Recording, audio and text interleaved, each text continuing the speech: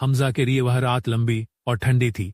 उसके रोने के आंसू खत्म हो चुके थे और अब वह और आंसू नहीं बहा सकता था। हमजा और सभी घर वाले बहुत डर गए थे। हमजा की मां ने फैसला किया कि अब हम इस शहर को छोड़कर चले जाएंगे ताकि हमारी जान बच जाए। तो बस हमजा की मां ने अपने भाई से कहा कि वह जनाजे के तुरंत बाद हर शहर की मार्केट में जाए और दुकानदारों से जो मंजूर शब्द से उधार का माल लिया हुआ था उसके पैसे ले आए और उसके बाद फैक्ट्री की सभी मशीनें बेच दे ताकि वे शहर छोड़ सके। दुकानदारों ने करोड़ों का माल उधार लिया हुआ था। जनाजे के फौरन बाद हमजा के मामा मार्केट का दौरा करने निकल पड़े। वो हर मार्केट गए, हर दुकानदार को जाकर बताया कि मंजूर साहब कत्ल हो गए हैं। सुनकर दुकानदारों ने रकम देने से इनकार कर दिया, बहाने बनाए और बहुत करोड़ में से चंद लाख ही वसूल हुए। हमजा के मामा ने हालात घर का बताए, उन्हें कई दफा और मार्केट भेजा, पर उन्होंने यही कहा कि दुकानदार धोखा कर गए हैं और सारे पैसे डूब गए हैं। यह एक बहुत बड़ा सदमा था हमजा की मां के लिए। हमजा की मां यह बात सुनकर बहुत परेशान हो गई। मार्केट में यह बात फैल चुकी थी कि मंजूर साहब का कत्ल हो गया है और मार्केट वाले उनका पैसा खा गए हैं। तो बहुत से लोग जिन्होंने मंजूर साहब को उधार पर माल दिया हुआ था वो अपने पैसे लेने उनके घर आ गए।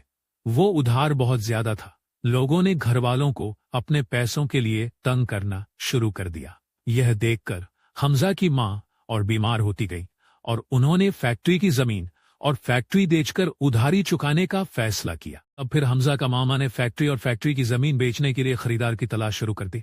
हमजा यह सोचकर बहुत रोता था कि उसके पिता की कमाई हुई सारी चीजें बिक जाएंगी और आखिर एक दिन उसे फैक्ट्री खरीदने के लिए आदमी मिल गया। जब फैक्ट्री उस आदमी ने खरीद ली तो पेमेंट करने से पहले हमजा जिद करके फैक्ट्री चला गया और वहां जाकर अपने बाबा के ऑफिस से वो कुर्सी उठा लाया जहां उसके बाबा कभी बैठा करते थे और उसने घर आकर अपनी मां से कहा कि एक दिन मैं यह सारी जमीन या फैक्ट्री दोबारा खरीद लूंगा और फिर उसी ऑफिस में यही कुर्सी रखूंगा और इसी कुर्सी पर बैठूंगा। उसकी मां यह सुनकर रोना शुरू हो गया। धीरे धीरे वक्त गुजरता गया। अब हाल यह था कि हमजा के घर वाले अपनी सारी बचत खत्म कर चुके थे। हमजा और उसके भाई बहन फीस न होने की वजह से स्कूल जाना छोड़ चुके थे और अब तो खाने पीने के भी पैसे खत्म हो गए थे। हमजा की मां की तबीयत बहुत खराब होती जा रही थी। उन्हें दिल की बीमारी थी और अब वो दवा भी अफोर्ड नहीं कर सकती थी। हमजा ने सोच लिया था कि वो इस घर को किसी का आगे हाथ नहीं फैलाने देगा। वो अगली सुबह बिना बताए घर से काम ढूंढने निकल गया। वो बहुत दिन काम ढूंढता रहा पर कोई बच्चा समझकर उसे काम नहीं दे रहा था। आखिरकार एक दिन एक पेंट करने वाले ने उसे अपने साथ काम पर लगा लिया और उसे काम का पैसे भी देना शुरू कर दिया। लेकिन हमजा अपनी कमाई से घर का खर्चा पूरा नहीं कर पा रहा था। हमजा यह देखकर बहुत डर गया। उसने फौरन एम्बुलेंस को फोन किया पर वो समझ चुका था कि अब मां का साया भी ऊपर से उठ गया है।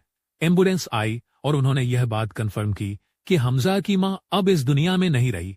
अब हमजा अपने घर में उम्र में सबसे बड़ा था। उसके बाकी भाई बहन रोना शुरू हो गए पर हमजा ने नहीं रोया और वो उन्हें चुप कराता रहा और कहता रहा कि सब ठीक हो जाएगा। हमजा के लिए वो दिन कयामत का दिन था। उसके शामे गम जो उसके बाप के जाने से शुरू हुई थी अब वो और तवील हो चुकी थी।